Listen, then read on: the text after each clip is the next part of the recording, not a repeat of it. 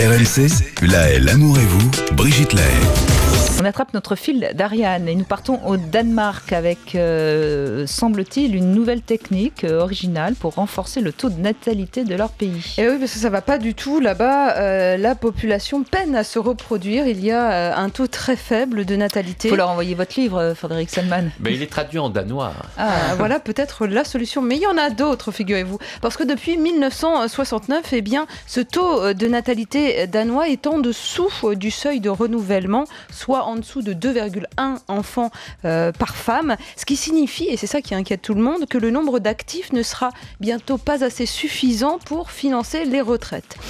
Et donc, du coup, eh bien, tout le monde se mobilise, les pouvoirs publics, les entreprises privées, pour stimuler la population à faire l'amour et donc tenter d'avoir plus d'enfants. Alors vous avez Spice. Spice, en fait, c'est une filière du voyagiste Thomas Cook qui est parti du constat simple que 10% des Danois avaient été conçus lors d'un voyage à l'étranger.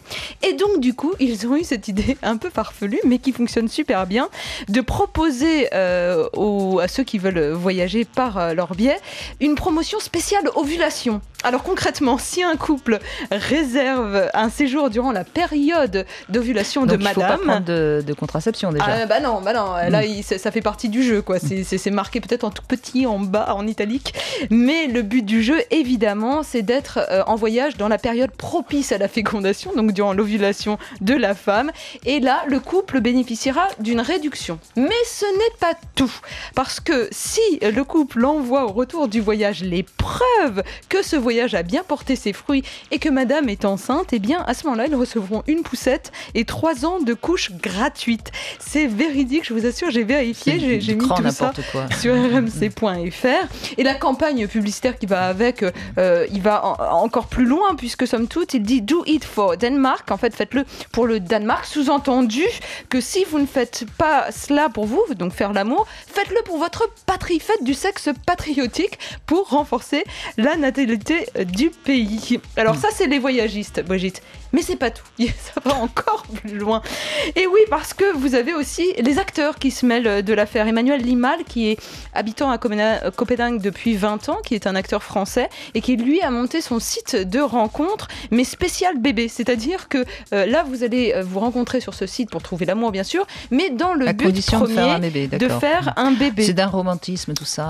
Mais non, mais il faut se mobiliser là-bas au Danemark pour faire des enfants. C'est vraiment, ça a été fait, indiqué par les autorités publiques. Et puis vous avez même un prêtre qui s'est lancé dans l'aventure, qui a mobilisé toute son énergie, qui est prêt à faire des enfants, qui est prêt en tous les cas à prêcher le sexe dans ses sermons.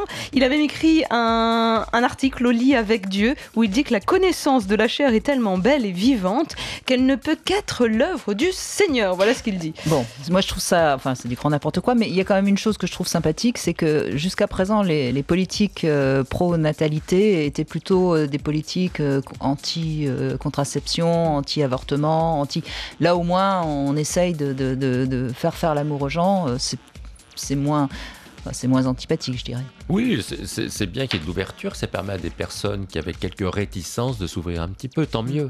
Alors juste pour voir si ça marche, parce que tout ce que je vous ai dit là, ça s'est passé dans le courant de l'année dernière. Résultat 2014, plutôt concluant, puisque le sexe en devoir national, donc, a permis au Danemark de compter 1000 naissances de plus en 2014 qu'en 2013. C'est pas énorme, 1000 sur une population. C'est déjà mieux que rien, parce que là, ils venaient d'atteindre en 2013 le seuil critique des 1,67 enfants par femme. Mais je sais pas combien ils sont en population. Je sais pas non plus. Et quand on sait qu'en France, il y a 230 000 naissances par an, 1000 naissances en plus, c'est rien. Plutôt que des naissances, ils peuvent prendre aussi des émigrés. Oui, on en a pas mal. Des populations qui viennent de pays. Il y en a pas mal qui viennent en Europe, je crois. Oui, il me semble. Il y a pas mal de touristes qui veulent rester sur place, donc on peut peut-être... Bon, allez, on va... C'était juste. On va en rester là, suspension. je crois. Merci Ariane.